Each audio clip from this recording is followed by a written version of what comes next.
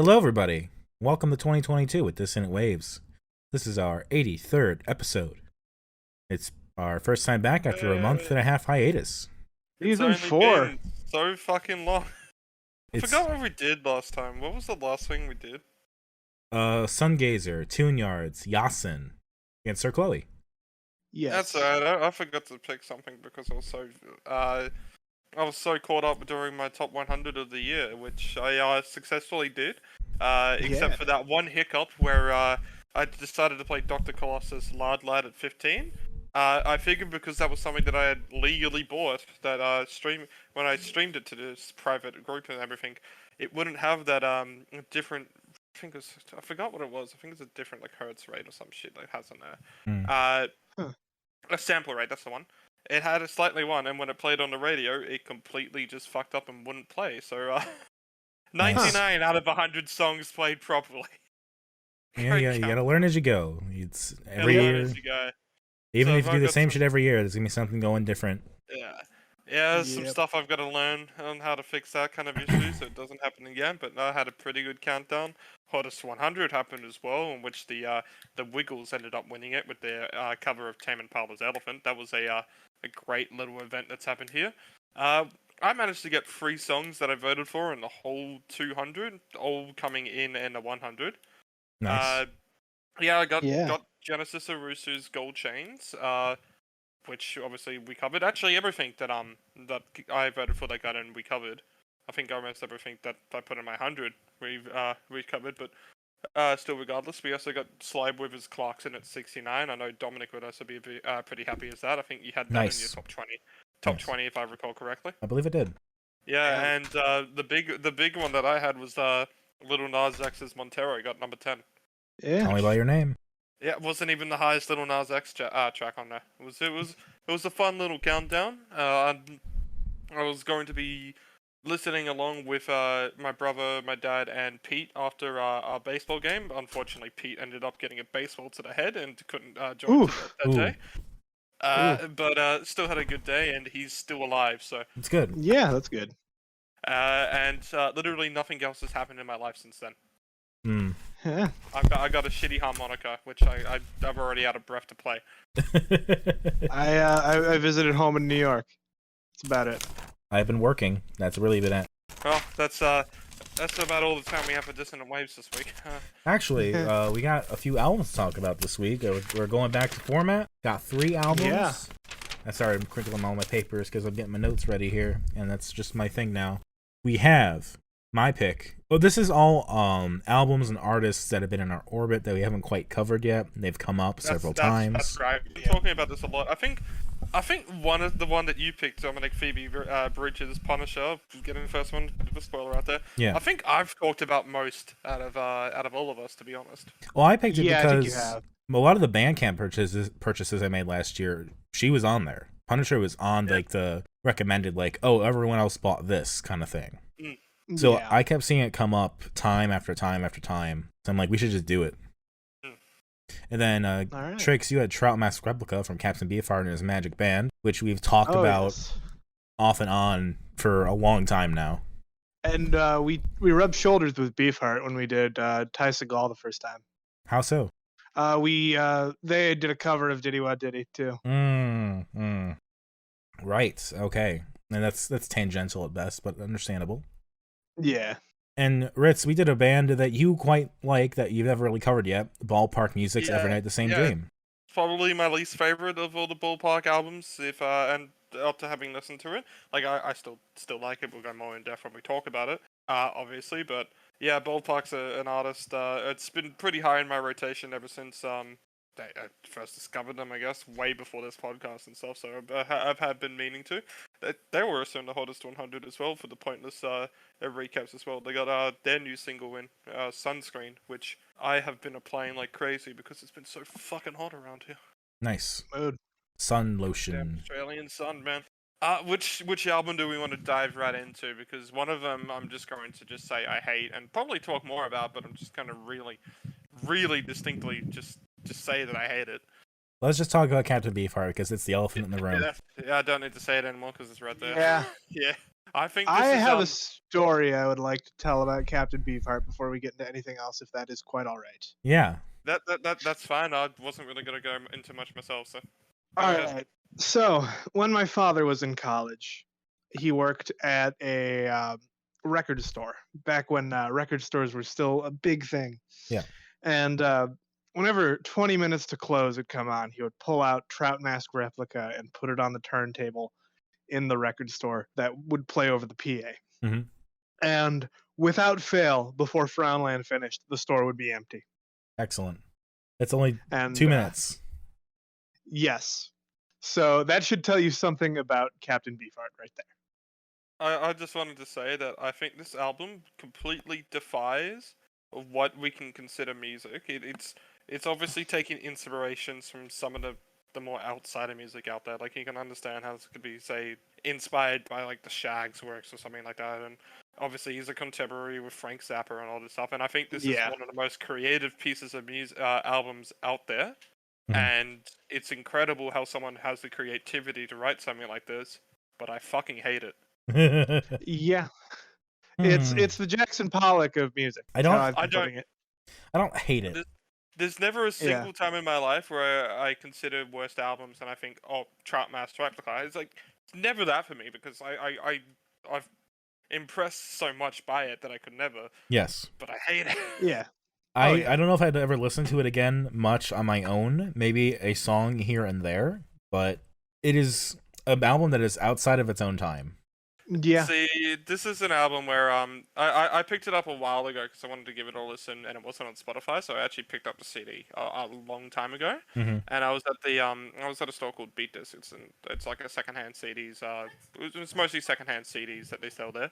Yeah. Well, they do LPs and stuff, but blah blah blah. Point being, I was there with my dad as well, and I told him I was looking for Trout Mask, and it was like, oh yes, that's one of the most creative albums of all time, and like my parents had all known about it and loved it, and I'm so convinced that Captain Beefheart and all the praise it got has just been like the long-standing prank that boomers have.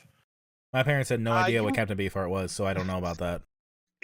I think of the Mark Maron had a bit about Captain Beefheart, how when he was first getting into records, he always wanted to get into Captain Beefheart, and so he encountered this weird cryptid at a record store. This is like, oh, Safe as Milk is a good place to start, and I just think of that whenever I think of Captain Beefheart, and it's weird. It's borderline unlistenable at places, but there's moments that are really fun, if you ask me. I just can't believe this is an album from 1969. Like, Oh yeah. it is, for on its own merits, it is an incredible album in the sense of that it doesn't feel like a 60s album. This could fit in. Like I said, it's timeless because it feels like it could be made today. Yeah. Like, I look at the other stuff we listen to, like, this is one of the earliest albums we've covered. So I look at, like, Black Sabbath. I look at, the Sarah Vaughan stuff that we did. I look at Isaac Hayes and Pink Floyd. Pink Floyd might be the closest we come to something that can transcend the time, but this is completely, like this was contemporary to Piper at the Gates of Dawn, which had the song about a bicycle, so... But like I can see the direct line from this to like Of Montreal to Jeff Mangum to all of the kind of indie outsider, or at least starting outsider, then moving quickly into like indie stardom of like the 90s and how kind of the surrealism, like the raw field recordings, the just weirdness of that just bleeds over into everything. Yeah. See, I have a description for this album, and I don't know if you two are going to agree with it, and I don't really care if you two agree with it. Mm-hmm. But there's a common phrase. It comes from the old theorem, infinite monkey theorem, where if you grab enough monkeys in a room with an infinite amount of time, they'll write, and you had an infinite amount of typewriters, sorry, they would write Shakespeare. And I feel like this is actually the result of a monkey with a typewriter. In not a literal sense here, but like the music in here feels like what would come out if you just give a monkey all these, like an infinite amount of monkeys and an infinite amount of instruments, and then instead of having an infinite amount of time, you gave him 79 minutes, which is what this goes for. Yeah, I don't know about that necessarily, but it's not in a literal sense, but some of the sounds in here just feel so random. Yeah, I can see that. Yeah. Trying to kind of get at here, where it feels like it's actually not always just been done. Like I'm not a Captain Beefheart or anything like that. I'm not a music major or anything like that, and I know if I go more in depth into this, it will prove this wrong. So I'm not trying to actually suggest it or anything here, but some of these sounds do sound like they weren't like kind of just done with any intentions other than just playing what the first thing has come to the head. I mean, we've had a lot of other albums as well in which we've had genuine criticisms. Like remember the Seismic album when we covered it. Dominic's big criticism was all the instruments didn't sound like they were complementing each other; they were fighting each other. And I'm actually kind of curious what your thoughts on this album for that kind of is, because it feels kind of like sometimes the instruments do fight each other. Yes. But I feels like that is the aesthetic of this album. Yes, it feels more intentional here. Yeah. The stories I was reading into on like Wikipedia and stuff when I was doing the research were incredibly and like mind-boggling. Just how many things were happening with this album. Like I don't know if Tricks, did you look into it much? I did not. Okay, because I'll sum up the basics. Basically, Captain Beefheart was like born like a child art prodigy, and grew up in a very repressive family who didn't appreciate his art, but eventually broke away from that and joined the Magic Band. Also, his teenage friend was Frank Zappa, so there you go. Yeah, there's the Zappa connection. And Zappa produced right, but he eventually became not just a member of the Magic Band, but became Captain Beefheart and his Magic Band. He became the lead, and the conditions that they describe for this making of this album are just completely horrid. They basically equate it to being like a Manson cult where it was incredibly abusive and they were starving themselves and like torturing each other to make this album. It sounds like that. And that like everything is meant to be the way it is. Everything is meant to be played exactly as it is heard. And it was very exacting to get this way. That is weird. And the other thing too is that Beefheart didn't really know like how to write music. So the story goes is that he went to a piano, which he didn't know how to play, and basically noodled around until he found stuff that he liked, which kind of goes into the infinite monkey theory. Yeah, I was about to say, maybe my monkey with a typewriter phrasing was a bit more correct than I thought. The thing is then, he had to get John French, who was in the band, to then translate what he had into like proper music notation. For the nerds. So they could actually replicate it and play it. Yeah. Writing music is for nerds. Why don't you just bash your table like random, like I'm doing for my next album coming out whenever the fuck I finish it? And so, who the fuck needs staves? So with all of that, like I don't know how much entirely it's true, but I think there's generally an aesthetic there of like this is a very intense album to make, and a lot of things happened, and it wasn't a good time, and this is like a album of immense toil and just a lot of pain. But it's this, you know what I mean? It's this. Yeah. It is an album that sounds improvisational. It's an album that sounds like they just took raw takes and put it on the record. Yeah, it's interesting. So there's actually like a disconnect there of like everything is meant to be so perfectly precise, but it doesn't sound anything like it. It's like actual organized chaos. And there's also programmed chaos. And there's like also stories about how when Beefheart was actually doing the vocals, he was in like a room doing them separately where he couldn't really hear the band.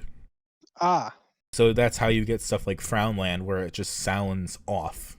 Yeah. He's just trying to go with it and doesn't quite land the timing, but it's close. Yeah. That makes sense. I will say as well though, there was one song on here that surprises me, and it's Veterans Day Poppy.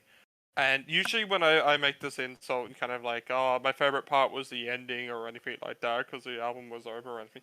In Captain Beefheart's sense, my favorite track is the closer of here because it's the first listen I had on this album and every listen. That's just the one that for some reason I've always found this is actually a really good track. I liked Moonlight in Vermont. I like Moonlight in Vermont as well. I can't describe why I like Veterans Day Poppy the most on here because I can't really describe this album, to be quite frank. Like there's a lot of memorable moments, and there are some like moments on this album which are just boring. Like when he just kind of just keeps chattering or anything like that, and this all just feel like kind of, it's like this is a pretty long album as it is, and when you hear these kind of just moments where they're just mumbling or singing to themselves, but there's no actual song or anything like that, it just gets really kind of boring and tedious. And see, those are the parts I like though, because it's like such pristine recordings of something from 1968, 69, and how often do you get that? I mean, I do agree with you on that, but it's still going into an album sense. It's like kind of there. Which is how it feels so raw to me, because they're so like they're just talking about takes they're doing, and they're talking about like how they're fucking up.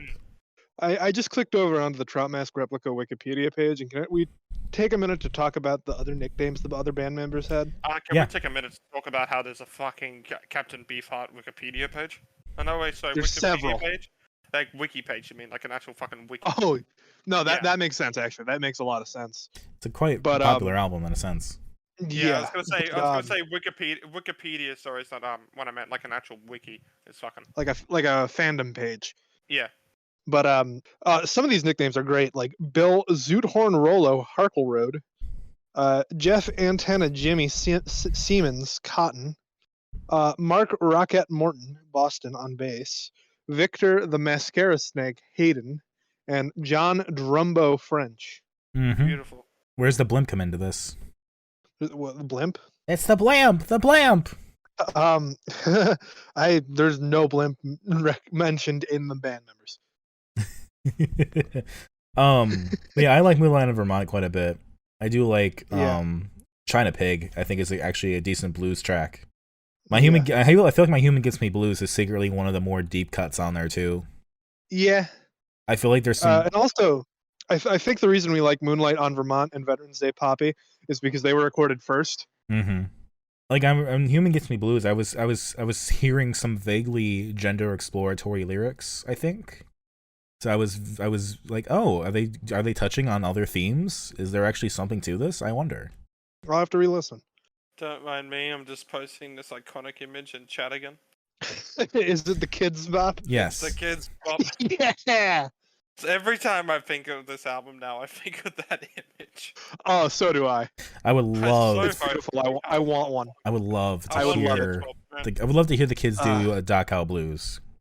We need to get we need to hijack a middle school choir to have them sing Captain Beefheart. Oh god. I feel like if you just got a bunch of like kids in the crowd just to sing whatever came to their heart, you might actually get a Captain Beefheart song. As a middle schooler who had to do a 3-hour Rodgers and Hammerstein concert, I would have preferred to have done on Captain Beefheart. Yeah, don't worry, my primary school they made him do Michael Jackson, and that one's held up really well, hasn't it? I think we had to do Michael Jackson too. So, real talk though, is Dachau Blues offensive or not? I haven't listened enough to the lyrics to know. It's literally all about the Holocaust. Oh. Did no one hear the lyrics at all? I wasn't paying attention. I was completely paying attention. I had the album on today. I was walking around the city and I was trying not to stop it, but I was buying stuff and I had to realize I had to talk to people while to buy the shit. Or else this fucking album was going on, and it was not a good idea because I didn't know what the fuck was happening. Here, let's pull up the lyrics now. And I feel like if Captain Beefheart was screaming at me about the Holocaust whilst I'm fucking trying to buy the goddamn new Yard Act album, I fucking would have had a panic attack. I mean, looking at this, I don't think it's offensive. Like it's very much about the Holocaust and remembering it, and how the younger generation since then, are kind of like, shut up, let's move on, let's stop talking about it. And he's kind of like, no, we need to keep talking about it. And he even goes through like World War I, World War II, and then we go into like the awfulness of it. I don't know. Yeah. It's one of those weird things where it's a stylized song about the Holocaust that, for the time, was, I guess, trying to put attention onto it. Yeah. I mean, remember I said that by the time that this album is closer to the Holocaust than we are to this album. Yes. Even in birth, I think. Yeah. Yeah. But like, but it's about equal. Yeah, no, because you're older than me, aren't you, Dominic? 94. Yeah, So he's Yeah. So it's just a 69. 44 to like, 69, 69 to 94. That's Yeah. about 25 years each way. Well, yeah. no, the Holocaust was 39, so Well, it started, yes. yeah. Ended Yeah. in like 44. Yeah. But Some anyway, say it never truly ended. Discrimination still out there. I guess if we go back to like the Jeff Mangum connection, like that's what Aeroplane Over the Sea is about, but that's a more like removed kind of fantastical take on like going back in time to saving Anne Frank or whatever. Where this is no Yeah. like this even has like a whole I think speech kind of cut in at the end, like someone describing like what happened, like maybe with, I don't know Yeah. with the ovens or what, but there's like that whole spoken word section at the end. I think was just like a cut from something. Well, describing something and going into full detail or anything doesn't always mean offensive. Sometimes you have to actually show how haunting it is for it to actually be to be effective. Like I don't know if either of you have listened to Shoo Shoo's music, but they did a Twin Peaks album where Mhm. they played the album, like they played the songs or something of it in their own style or did their own thing. And there's, I don't remember what the fucking title of the song is, but it's literally the closer of the album. I'm trying to talk as slow as I can so I can literally get it up and actually get the name of it. Josie's Past, that's what it is. And that one starts off really fucking haunting, and it's kind of this person describing this dream, like it happened in like Twin Peaks or something like Mhm. that, in which sexual assault happens, and it's Yeah. really like a diary kind of entry kind of thing, and that's really kind of personal there, kind of really explicit or something like that. But when you call that offensive or effective, it doesn't make an insult at the whole thing. It's trying to just actually show the events kind of happening or showing how fucking haunting it is. I suppose. Yeah. I guess the thing here is always like intention versus what does the audience pick up. Because a lot of people are gonna listen to Captain Beefheart and they're not gonna pick up on it at all. Like they might take Yeah. it the wrong way. Like listen to the way he's singing. Like listen to the how like brash it sounds. Like looking at the lyrics itself. Yeah, it seems much more actually trying to be reverent and make a memory of it and try to get people to carry on that thing. But it just doesn't sound like it unless you really pay attention. Well, I guess here's a weird comparison. Megadeth's Rust in Peace is all about like anti-nuclear war and disarmament and all that kind of stuff. But it's a thrash metal album, and I'm sure not a lot of people have dug deep into it. That's fair. Is that the one with Peace Cells? That, No, that's a that's its own different album name. album. It might be its own Yeah, album. it's its own album. Yeah, I think it's it's its own album name. Yeah. I used to be a lot more into Megadeth than I am now, and I wasn't that big into Megadeth. I am pulling it up as we speak, and hold up, And if I remember hold up. correctly about Dave Mustaine, it's correct to not be so Yes, Peace Cells Who's Buying is the 1986 album, Yeah, okay, and yeah, that was.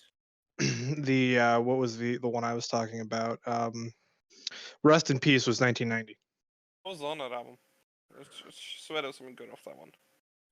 The Conjuring, Is there a Guitar Hero songs off that one that's like really all I can remember? Peace Cells, Bad Omen. Goodness. Anyway, let's not get onto a Megadeth tangent because I don't think anyone wants to hear it. Yeah, how Dave Mustaine went from a bleeding heart liberal to a super conservative guy somehow. Yeah. I would say that would suck, but I don't care enough. Yeah. Trying to copy over. Here we go. The verse to "My Human Gets Me Blues" that I was talking about. Since we're going over the lyrics, All right.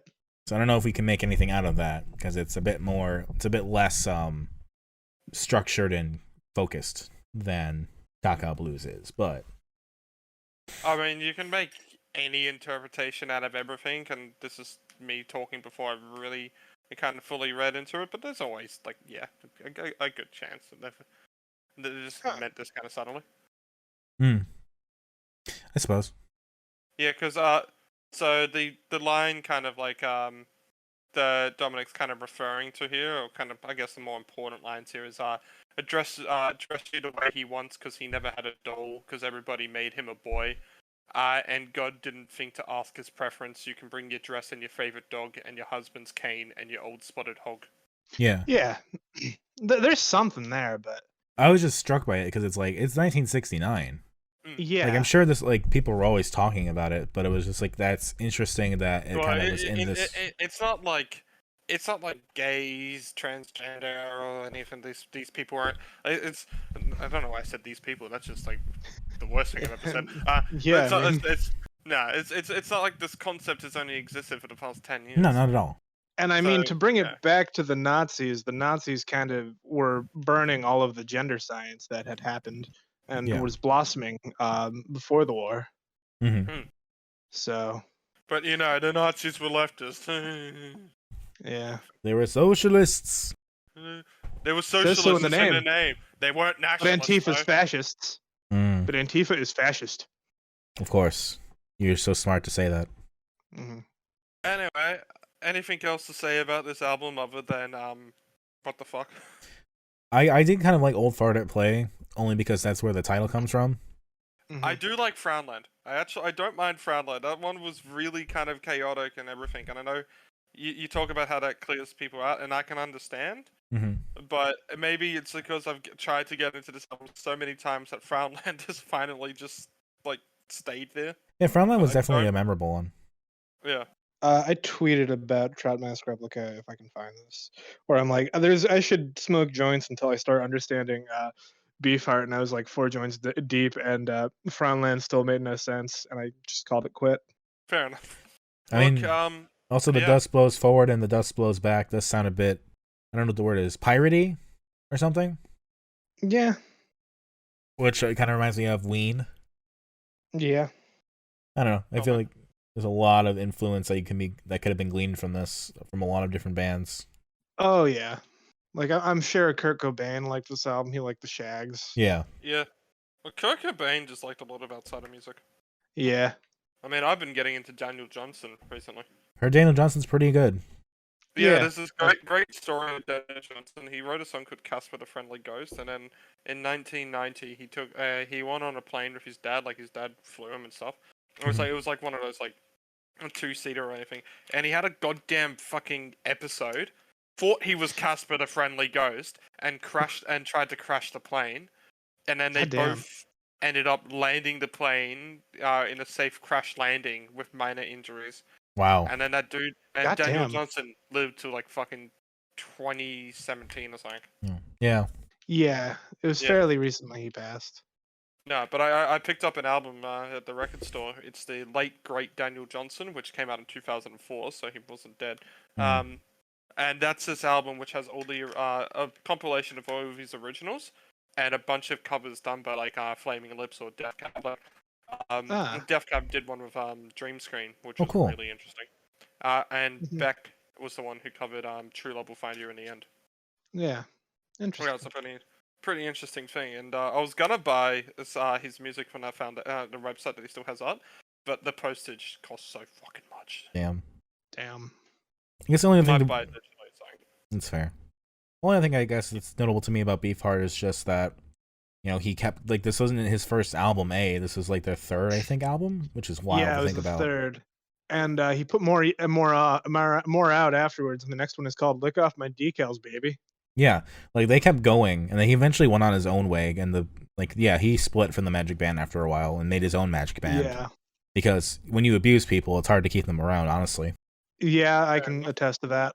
And so he ended up retiring in 82, I think, or somewhere in the 80s. Don't know off the top of my head. So his career was both long but short-lived, and this is the only album that's really broke out in any sort of way, I think, beyond his fans and people who dig him. Yeah. I just think that's interesting that it's this album because it is so weird. I'm curious if the other stuff is just as weird or is this special? This is special. I have listened to other Beefheart, and it's not as extremely noisy and that sort of thing. It's not as weird. I listened to the Diddy Wah Diddy cover because I was curious. It was just a straight rock cover. He certainly has the voice for it. Yeah, he does. That's the other thing I could say. I guess his voice is definitely made for that hard style rockin'. I cannot escape to your frown land. It's not That is bad. probably the best. Yeah, that was pretty good. That was Thank pretty you. good. I don't really have any least favorites because I'd be there for an hour. Uh, I just hate this album. Like, I won't ever like never put this in any worst of lists ever or anything. But I hate it. But I do like Veterans Day, Poppy, and Frownland. Fair enough. Yeah, I like Moonlight in Vermont. I could deal with some Frownland, I guess. I like China Pig, Old Fart at Play. Least favorite, I don't know. Looking at it, I feel like Hair Pie Bake One goes on so long, so I'll probably pick that one. Yeah, I One don't thing really have a quickly. least favorite myself, although favorite is definitely with Moonlight on Vermont. Yeah, Which is- one thing quickly that we didn't mention though. This album is 80 minutes and 28 songs. There's like a lot of songs on it. Yeah, it's a Yeah. double record. Yeah. And it uses the full extent of the double record format. Yes, which is I think is really cool too for anything. Yeah. But that's Captain Beefheart. We finally covered it. The Trout mask has been replicated. Indeed. Shall we go to The Punishment or shall we go to Dreamland next? Dreamland's the Glass Animals album, so you're way off. All right, you must punish me then. All right. Let's talk about them Phoebe Bridges. I don't know if my partner would like that if I did that to you. Let's talk about them Phoebe Bridges. Yeah, let's talk about Phoebe Bridges. You want to introduce this one, Dominic, since it's your pick? Yeah. So this is Phoebe Bridgers' album Punisher from 2020, an album that's gotten a lot of praise. You know, she's with Lucy Dacus and that Boy Genius group. That's gotten a lot of praise. Everyone who's on Bandcamp seems to have bought this album at least once because it's whenever you're buying indie music, it shows up as something else people bought. So it's pretty much everywhere. You know, Phoebe Bridgers has definitely become more mainstream and struck out there. And I think it's partially because of this album. So Twitter thinks I'm a huge Phoebe Bridgers fan for some reason. I think if you're queer at all, you're supposed to be, I guess, especially if you're gay. Yeah. Yeah. Chicks is going to put up a hot take soon, so I'm just gonna put my my take out here. Before just to make the blow a lot more devastating as well. Mm-hmm. So I obviously listened to this album when it came out in 2020. My album of the year was Hockey Dad. Going into hindsight now, there was probably a good chance. Like I haven't done it officially, and I take no official with this statement. There's probably a good chance that Phoebe Bridgers takes that at some point because the more I listen to this, the closer I get to just giving it a fucking 10. Wow. Damn. Really? Damn, that is high praise. Now, Chicks, what do you have to say? I quickly, just before she just fucking destroys me. Phoebe Bridgers is just an artist that it's hard to explain. The lyrics aren't always relatable to me or anything, so it's not like I have some emotional depth. But I just listen to the album, and then I'm like, I'll listen to a couple songs, and I'm just done. I finished the album. Oh, that's me with like Origami Angel. Yeah. Yeah, I've got a few albums like that I can't think of off the top of my head. Yeah, Gama Gang is that album. Tricks, go kill me now. I like this album, but it's boring. Fuck you. So, for me, I recognize that this album is pretty good, like quality-wise. Like it's recorded really well. There's some interesting ideas and themes being explored. But I also think it's not very interesting, or it's kind of boring, really. It's an album in which is very slow paced.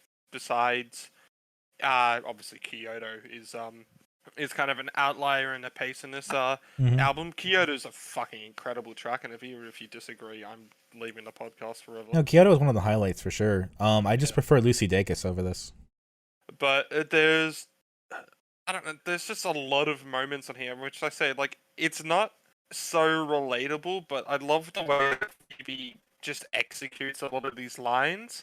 That it's, I don't know. It's very emotionally devastating the way that she presents them, and some of the lines are great. She's not afraid to shit talk in this. I don't know. There's a lot of like people going on with these Phoebe news articles and stuff. She's got a really fucking good PR team, kind of shit, blah blah blah. I don't really fucking care about. I know nothing about any of that, so. This album was on every fucking news music news media for all of 2020. Oh, why? Like, she does have a good. Just was, man. It's really fucking good PR team for this one. Oh, I thought there was like some controversy or something I wasn't aware of. Nah, no, there was a little with Moonsong because there was a line about Eric Clapton's son in it, which let me actually get that fucking up because I've forgotten what the actual exact lyric is. If I can literally give myself fucking in 2 seconds to find. Yeah. We hate tears in heaven, but it's sad that his baby died, which is done in this kind of like sarcastic kind of way. Oh yeah. And it's not supposed to be like this actual commentary on Eric Clapton or anything, but it's just kind of like commentary on just kind of like how we all kind of react to news and stuff. It actually reminds me a lot of the Chasers War and Everything when they did this musical skit where everyone's a top bloke after death, and it talked a lot about how people were absolute fucking cunts and like we hated them, but now that they're dead, we remember them fondly and everything. Yeah. And Mm-hmm. I know that's not exactly what Moonsong's line is kind of about, but it's like talking about that in a way. But I don't think Eric Clapton was too kind of happy to be referenced like that. Thankfully, Eric Clapton is not the type of person that we have to really care what he thinks anymore. So No, thankfully. Yeah, it's a shame. I like his guitar tone. He's a hell of a guitar player, but no one's disagreeing. I mean, there's Phoebe's always kind of done lines, but like about dead musicians or kind of relates. In Smoke Signals, there's the line singing Ace of Spades when Lemmy died. I think that one's done with less kind of shit talking or anything, kind of like in that or anything. But still, there's a lot of other moments on this album which I just really fucking love. The whole fucking build up and I Know the End. Oh yes. See, that's the best part of the album for me. Is the whole finale of I Know the End. That's a fantastic moment. yeah. Yeah, we should just start screaming everywhere as well. It's so fucking fun. Yes, it's really really good. Obviously, Garden Song is full of a fucking lot of great lines as well. When your skinhead neighbor goes missing, I'll plant a garden. I thought DVD Menu into Garden Song was a great opening. But I didn't like Garden Song as much itself. On the CD version as well, because you would have been listening on Spotify, and it would be DVD Menu as a single song, wouldn't it? Yeah. Yeah, on the CD version, it's both in the same song, and the DVD menu goes to shorter and just actually flows into Garden Song so much properly. Nice. That's cool. It's a weird little thing that a lot of people just don't really know because they only listen on streaming. I was on iTunes, but yeah, I guess that would be the same. Yeah. Yeah, I thought Kyoto was interesting because I think like Thumbs on the Lucy Dacus album, Kyoto talks about kind of deadbeat dad and kind of the relationship with him and kind of fantastic music video where she was supposed to go to Tokyo originally and film it, but the tour got cancelled due to COVID, so she got a green screen instead with a bunch of stock videos. That's pretty great. So fucking funny. I feel like I don't. My take is that I feel like I don't like this album as much as I really should. I had the same feeling. Because just look at my internet presence. I've been presenting myself as like a skeleton on the internet since 2017, and skeletons are pretty heavily associated with Phoebe Bridgers. I really appreciate different looks into musicianship. Like she uses a baritone guitar a lot, and I really like the sound of baritones. And I should like this album more than I do. Yeah, and I'm a young gay man, and everyone who's gay apparently is into Phoebe Bridgers, and I'm just not. Yeah, but like it's a weird thing. You can go first, Drake. Like I enjoy it sonically, but like I'm not latching onto it. Yeah, it's cool. Yeah, but what I was gonna say with Dominic and the whole gay thing, I mean, because Phoebe is bisexual. I think she came out a long time ago about that, but she never really her music's never really about that. It's never needed to really be about that because I think she's already got enough issues to talk about by the sounds of it. I mean, Moonsong, I think, if I'm correct, is supposedly about Connor Oberst from Bright Eyes because they have a pretty good working relationship. I don't know. I can't remember quite much to know there was other stuff between them. If they have, they did an album together. Yeah, I know the Better they did, Community something or other. Yeah, that's what I was referring to with working relationship. And yeah, obviously, you have the moments on there where she has a go at her dad in Kyoto. This is kind of other cover moments where it's just kind of reflection on like it's one of those kind of albums that go like, oh, I'm reflecting on society, blah blah blah. But I just like the way that she does it. It's an album which I can understand that you might actually consider it boring, especially since a lot of the album doesn't sound like how it kind of starts. But even with that, I don't mind so much anymore because, like, Garden Song kind of going into Kyoto, it feels kind of like Garden Song is supposed to be the intro into Yeah. this kind of album. But instead, it's like DVD Menu is actually supposed to be the intro, and then Garden Song's supposed to be the first proper song. And I mean, if you go into her debut, Stranger in the Alps, it kind of starts the same way as well. Smoke Signals is very kind of soft, calming, doesn't have much to it, and then Motion Sickness starts to bring out the guitars, go into the drum beats, and like kind of the whole like big actual indie rock tune. I mean, I just like I like a lot of the moments on this album. I can't really say much more. And like Chinese Satellite, I know it's a very kind of cliche to be talking about like I don't feel like I belong. Can this be a UFO trying to take me? Kind of shit that goes into there. But I mean, I thought again, it was a decent track too. I kind of like Chinese Satellite. I thought it was a good build up in there. that's what I'm saying. The way that she delivers all this stuff, I love. I See You was probably the song that I thought was the weakest for a while on here, but I'm just going to like a lot more and a lot more. Apparently, I See You was the one that was about Marshall Vore, the drummer, who she had dated as well, which I thought was interesting because a lot of it seems to be about her relationships to some degree. Because there's the whole Ryan Adams thing. There's, I mean, Ryan Adams is on Motion Sickness, but yeah, right, but like that's kind of an element of it. That was definitely. Yeah, definitely a big kind of period because she was one of the first women, if not the first, to speak up about Ryan Adams and his abuse. Right. Mm-hmm. Yeah, but it's an album which I just struggle to find the parts anymore that I don't like about it. Like I didn't actually listen to it on purpose at any time in preparation. I've listened to it that much over the past 2 years. I can just remember the fucking thing. That's great. Yeah. Can I pull out probably my biggest hot take? Yeah. Yeah, go ahead. Favorite song is Graceland 2. Okay. Interesting. Do you still like Kyoto? Kyoto's pretty good, but Graceland 2 then you're is fine. definitely You can my have favorite. as long as you like Kyoto, you can have any favorite. All right, Kyoto because doesn't have a I have favorite. found out in the past year that I am a big fan of folk music because Fair my enough. most listened to album of 2021 was Roll the Bones X. Yeah. Like actually, it was like my most listened to. Like I listened to it 50 times. God damn. It's a great album. It is a great album, but I just really like country and folk now. So yeah, Graceland 2 is cool. I don't know. I don't remember that one as much, but I guess my favorite at this point would probably be like I Know the End. I think is always it's a great ending. Kyoto is also there. Maybe Chinese Satellite.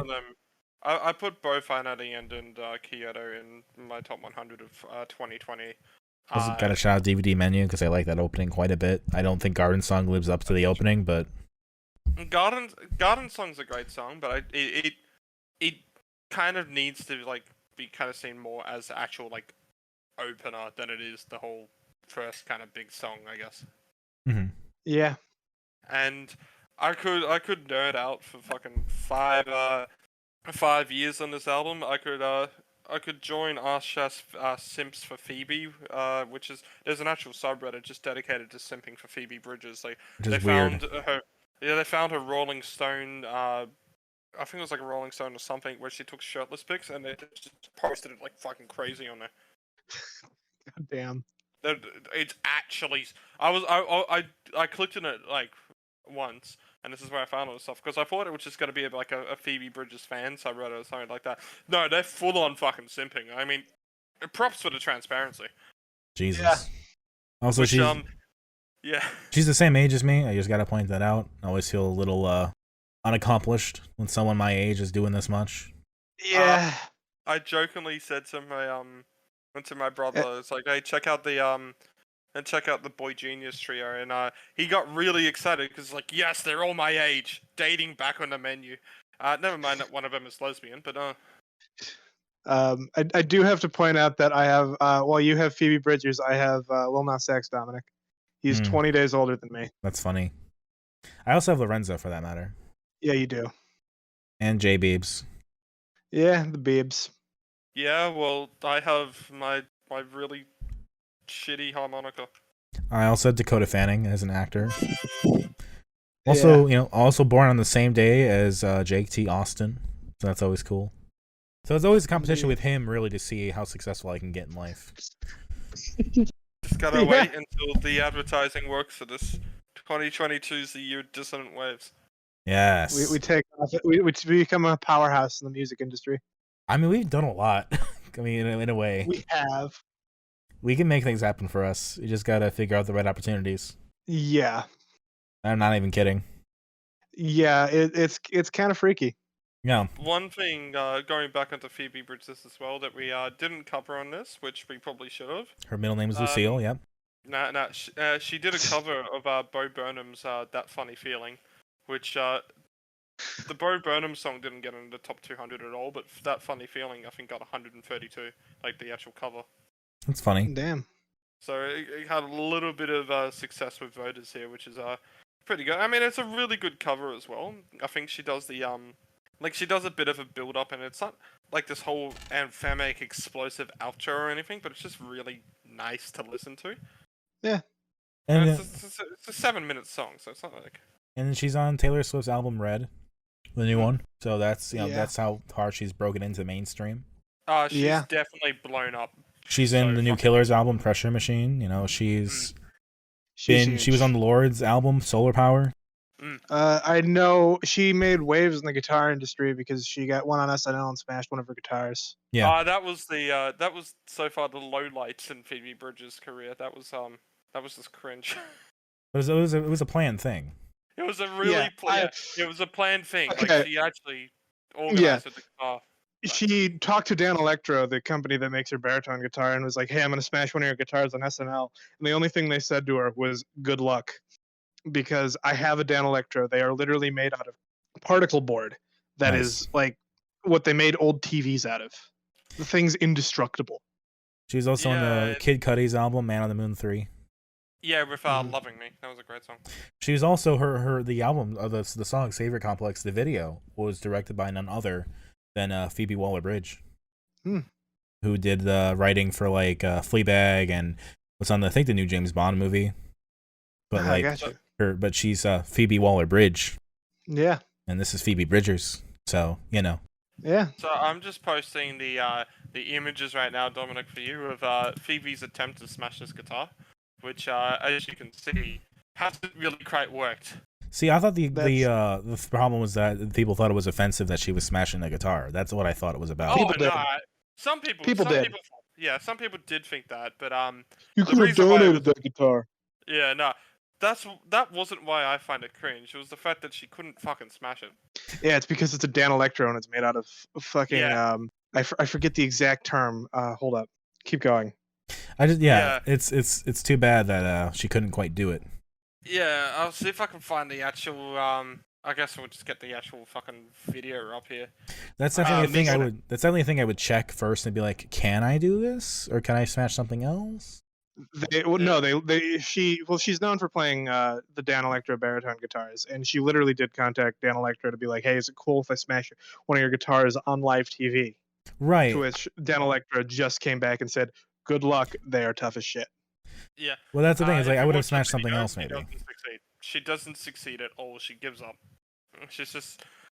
She doesn't really like fully smash it either. And like anyone who's genuinely said, "Oh, this is a controversy to a spa," like you got better fucking things to do. It was just guitar boomers that got mad at it. Yeah, I mean, it's the same type of people who praised fucking who was it? Pete Townsend, wasn't it? Yeah, Pete Townsend destroyed many guitars. Yeah, and I think the only thing that ended up actually getting damaged was his ears. Yeah. I mean, I think doing it for I Know the End is the right choice. To smash the guitar on. Yeah. Yeah, I mean it's the end though. That's the end of the set. Right, but like it's the song. The ending of it is like the perfect time to do it. I can see why she'd want to.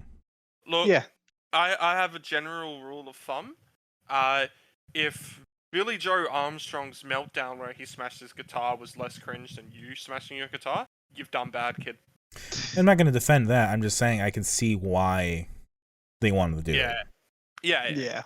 But with that, It's an album that I wish I could like more, and I wish I had more really to say about it. I'm kind of upset that I picked it in a way only because I feel like as someone who picked it, I should have more of an attachment to it. And I'm not upset that you picked it because I fucking love it. But I do think it's something we should have covered either way. Yeah. Although I do love there's a page called music lyrics that look like shitposts, and the ending of Kyoto is in there because the lyrics are just, guess I lied because I'm a liar. Who lies because I'm a liar? That sounds like a thing Fantana would make fun of. It's fine in the context of the song, but outside of it, you're just kind of like, what the fuck is she about? A lot of things work in the right context. You just have to have them in the right context. Yeah. Funny how that works. Anyway, favorite tracks: Kyoto, I Know the End, Garden Song, Punisher, Halloween, Chinese Satellite, Moon Song, Savior Complex, I See You, Graceland 2. That was the whole album. Yeah. I quite like DVD Menu, I Know the End, Kyoto is cool, and I also shout out Chinese Satellite. My least favorite, I don't really care. Garden Song maybe, just because I don't think it quite follows DVD Menu in the way I'd like, but that's just my opinion. For me, I don't really have a least favorite. Graceland 2 by a long shot. And now we finally get to my album. I have a sound pad, but I won't fucking... What I will say is that all three of these albums have been number 1, number 2, and number 3 at different points of listening. Fair enough. I was not expecting that for Captain Beefheart. So, Ballpark Music's an artist I've been listening to since 2014 when Puddinghead came out with great songs like Everything Is Shit Except My Friendship With You and She Only Loves Me When I'm There. The most emo-sounding song titles for a band that is just straight up indie. And this is the album that they put out after that. I mean, Puddinghead was really fucking huge for them, actually. They weren't exactly going to the mainstream or anything there, but when it comes to their career at that point, it was pretty big. So this was going to be a massive follow-up for them either way. And to some people, this did not succeed. To others, it's the cult classic. To me, this is probably my least favorite Ballpark Music album. That being said, it's still good. I still like it. I do admire that they actually did try to change the sound a lot on this, and there are some sounds that they didn't end up going with, others that they did continue with, which obviously has worked for them because their next 2 albums ended up being even bigger than Puddinghead was, so they obviously made the right choice commercially in that sense, and it doesn't seem to have come with any critical or a creative downfall with it either. But anyway, going back to Every Night the Same Dream, this is currently the only Ballpark Music album that hasn't had a song in the Hottest 100, which you really have to use that for charting because they don't chart anywhere else. Yeah. Mm-hmm. Yeah. There's not a lot there out there about them. Yeah, but if you are a Triple J listener, you would pretty much know everything about this band. They've been pretty much a mainstay since they broke out in 2010 with I Fucking Love You. It's not really much else other to say kind of as a background to this album because it kind of released, it kind of went, didn't really have any big song off it. It did have some good moments, and if you two want to do any slander or criticism, go fucking ahead. So my problem with this album, I like it, I just don't think it's entirely amazingly memorable. I agree. Yeah, that's a fair way to put it. It's a fun album. I might actually put it higher than Phoebe Bridger as of right now, but yeah, I see myself forgetting about this album here. I like Pariah. I think Pariah will stick with me. Pariah was definitely a track I would listen to again, and I was like, there's no way in hell Dominic hates this track. Yeah. I just listened to it I just knew this is Dominic's favorite.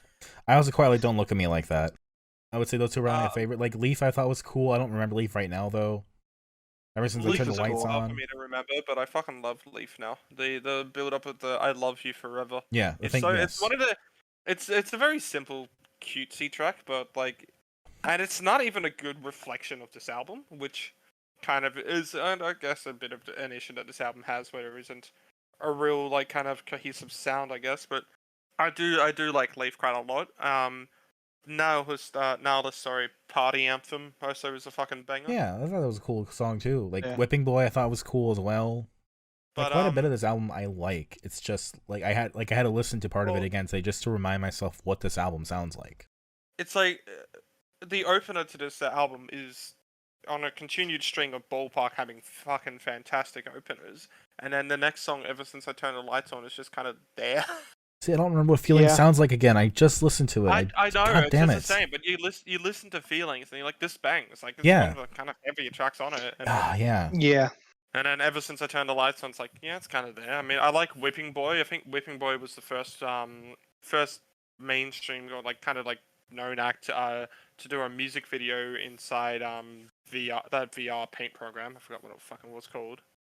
It's been so long since it came out. Fucking hell. Shit.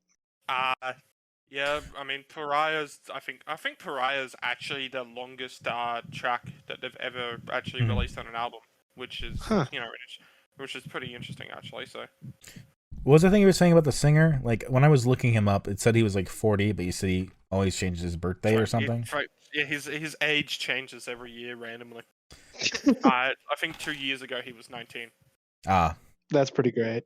Yeah, and yeah, last year I think he turned 23 and everything like that. I mean, he's ambiguous enough where you could believe he could be 40 or like 27. Yeah. They're a pretty active on socials band. Surprisingly, I think they've only had one member in their whole career like ever leave, and that was at the very start of it. So they've actually been pretty stable the whole time. I think they have a pretty good rhythm with it because whilst they do kind of have the front man kind of thing of there, it's not really like a songwriter type deal or anything like that. It's just like you notice it because he's the vocalist kind of thing. Right. I think everything else they're pretty shared with. So it's like it's actually a band, not just someone doing a front for their music. Sam Cromack did release My Own Pet Radio, which was one album that he released in 2015, sorry. Had no real plays anywhere. Triple J didn't really get too interested in it either outside of the one song, and hasn't released anything under it since, so who knows what will happen with that. Yeah.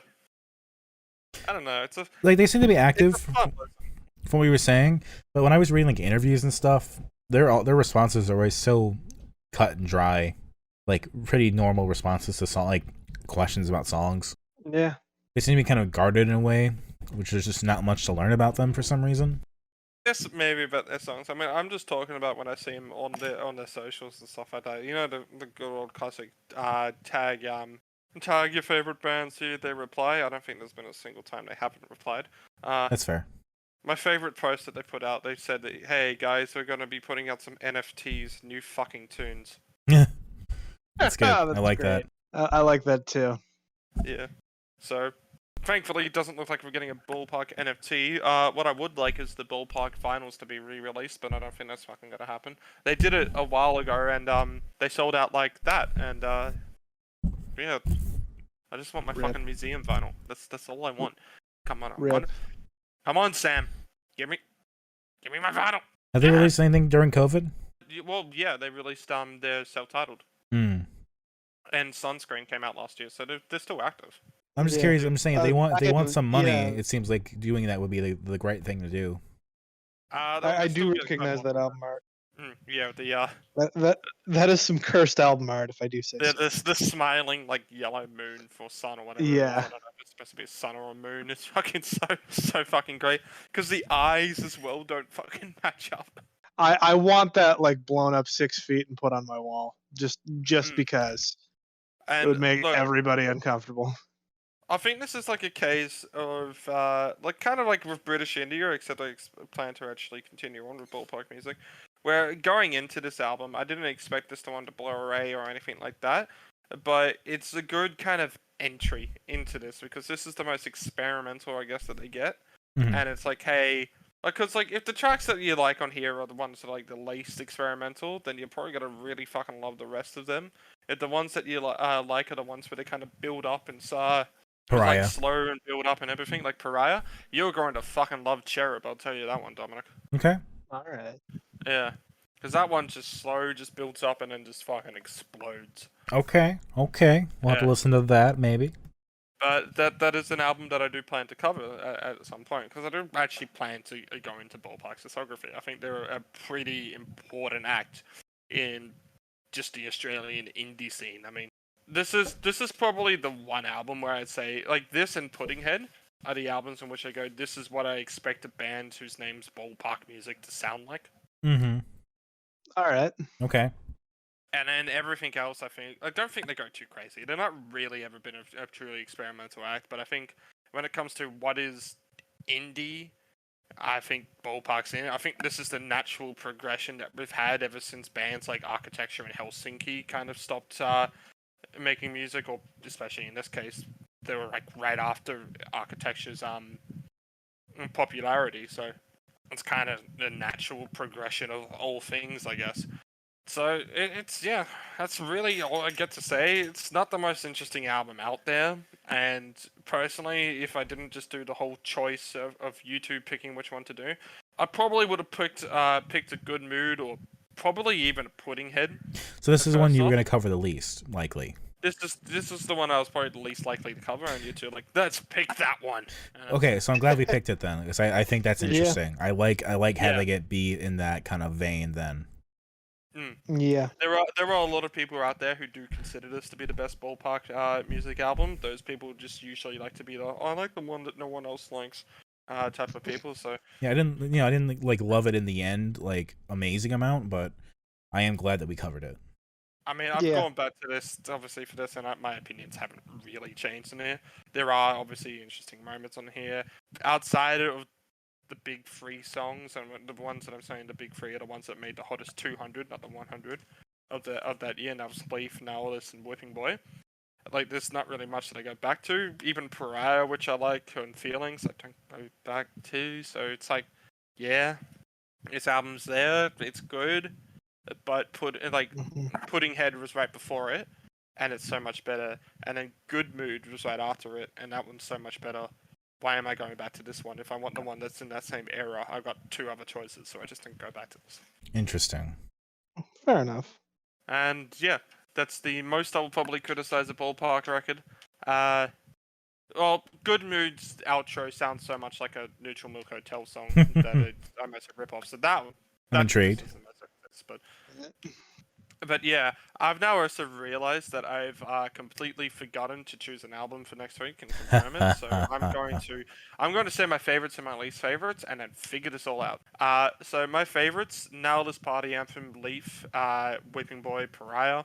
Like, it's amazing that there's still quite a lot of songs that I really fucking love on this, even though I've been repeating.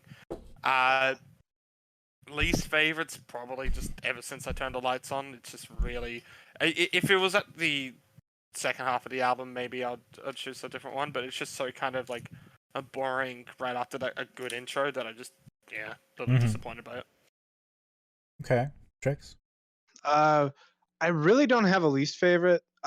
This was another, again, this was kind of in the same vein as the Phoebe Bridgers, where it's like I enjoyed it. I feel like I enjoyed it a bit more than the Phoebe Bridgers, so I'm gonna rate it higher, I think. But I only remember really enjoying Leaf. All right. I enjoy Pariah's probably number one. I also like Don't Look at Me Like That quite a bit. Leaf and Whipping Boy are also there. My least favorites probably Suit Yourself. I just remember that being like, okay, that's the ending, I guess. Okay, sure. All right. So yeah, decent, solid album. Glad we covered it for those reasons that, Ritz wasn't most likely to pick it, but beyond that, Yeah. You give me your 3, 2, 1, Trix. Let's hear it. Okay. Again, I feel like this would change sometime down the line, but right now my 3, 2, 1 is Captain Beefheart at the bottom, Phoebe Bridgers number 2, and then Ballpark Music number 1. Damn. Ritz, do you want to go, or do you want me to go? My number 3 is Captain Beefheart, number 2 is Ballpark, and number 1's Phoebe. Yeah, that makes sense. My number 3 then is going to be Ballpark. Oh, wow. Number 2 is going to be Phoebe Bridgers. Oh, shit! And number 1's Captain Beefheart. Oh, shit! Dominic, you're not in college anymore. It's okay to not like me. No, I'm aware. I think Captain Beefheart, being as timeless as it is and being as interesting as it is by far the obvious pick for me, since I think Punisher is kind of boring, and Ballpark Music, while interesting, is forgettable. Does that mean that everything was in Yes, every position this week? Yes. The Yeah. fuck? I Except Captain Beefheart wasn't number 2. I went into this Yeah. thinking that Ballpark Music would be number 1, and then I was like, maybe Punisher is gonna be number 1 because I don't know if I like anything here. And then like I don't love Beefheart or anything like that, but I'm like, for what this is, this has to be number 1 for me. Damn. So That's all I have to say is chosen just my damn. I have chosen my album for next week, by the way. okay. But I'm happy to go last in case one of you end up fucking taking it somehow. Okay. I guess I'll start because mine is very, very, very, very, very tangentially related to Phoebe Bridgers, Okay. and it just comes down to the instrument that one of the band members uses. I am going to be doing I guess it would be Trix Pick. This is a band I haven't listened to since 2017, but I Good. remember liking them, and they are an associated act to Taco Cat, and that is shit, what's it called again? Fuck, Pony Get on Time. with it. Was it The album Pony Time? The album Go Find Your Own by Pony Time. It is Pony a Time. duo. Yes, it is a duo that consists of a bassist and a drummer, and the bassist sometimes plays baritone guitar. okay? That's what made me think of Phoebe Bridgers playing a baritone guitar. Made me think of this band. All right, interesting. I guess I'll go next. This album is one. I noticed we didn't really do any remix albums yet, so I figured we had to do one Yeah. at some point. And then I Okay. thought, which album of that we've listened to can I submit for a remix album listen? And I thought about it, and I'm like, what did I pick exactly a year ago? You know what that was? What was it? Freeland's album Cope. Oh yeah. That's So we're right. gonna do Freeland Cope remixed, which is longer than Captain Beefheart. Damn. But we're gonna listen to the remixed album, which is like Oh boy. 20 some different DJs. So I hope you remember that There's album. 24 songs. Holy shit. Hope you remember that I can't album. wait to get halfway. I can't wait. I to am get halfway. gonna have to listen to it again. just so much. Oh, I'm recognizing some of these artists though. Yeah, there are some decent people thrown in there. Yeah. So I'll go next, and this one's not gonna be a huge build up or anything, but kind of quick backstory of it is and it kind of ties into my top 100 and everything. So last year I decided that my album of the year was going to be Black Country New Roads' debut, and this year they decided that the vocalist doesn't want to stay anymore and is gone. And after the release of this album, and all the live shows have been cancelled, and when they continue to do it, so continue to do their live shows, all these songs and stuff will no longer be played. So they're kind of just being cut out from the Black Country New Road set list and everything. So we're kind of stuck now with this being the era of Black Country New Road that's existed and then will no longer exist. But thankfully, 2 days ago, we got the release of the ending. There are a lot of people who are considering it to be album of the year, everything, blah blah blah at the time. We'll get into that when we get into that, but for now, we're going to be covering Black Country New Roads, Ants from Up There. Oh yes, Alright. This is the right choice you made. I was hoping you'd choose this. Yeah, I was thinking, like, do I? And, like, it was my album of the year last year for the first time. I kind of have to do this. Also, it's in the news. It's an important album topically right now. Yeah. So Yeah. Mm-hmm. all the more What's reason it to in the pick news? it. What's it in the news for, actually? I haven't seen. Oh, because Isaac Woods left. Oh, okay. I thought you meant for something else. No. I thought, like, someone had shut up a store while listening to Concord. No. Just because the singer left and now the album's out and oh my god, what are we gonna do? So Trix just hates my fucking guest. I'm sorry. I'm just losing it at shooting up the story while listening to fucking Concord. That just caught me off guard. So we got Pony Times, Go Find Your Own, Freelance Cope remixed album, Black Country New Roads, Ants from Up There. Mm-hmm. This is almost exactly the way I was hoping it would go. Until then, though, I have been Ritalin. You can catch me on my website, ritalinforkids.github.io. I also have a YouTube channel that's linked in the description below. I don't have anything else to plug, but I keep forgetting that after I've done that rhyme, that I need to actually set my tone out as a way to say, hey, I'm done. I'm Dominic. You can catch me on Twitter at DACICHOCKI. I'm on YouTube with this, it's my name, Dominic Chigoki. Doesn't really matter if you go there or not. I don't really do much with it. I've written for Tilting Windmill Studios in the past. I've got something else coming up soon that I hope I can talk more about. I probably will, but it's not time yet.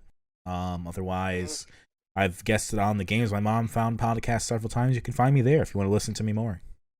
I've been Trix. You can catch me on Twitter at procrastinaut_.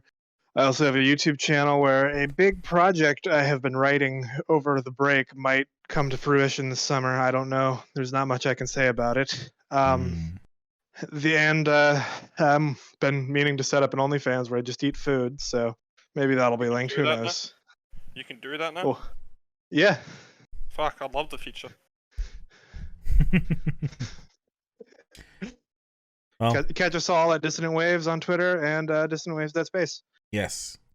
That's going to do it for us. It's been a glorious time coming back here. Can't wait to listen to the stuff and talk about it next week. Have a good night, everybody. Have a good one.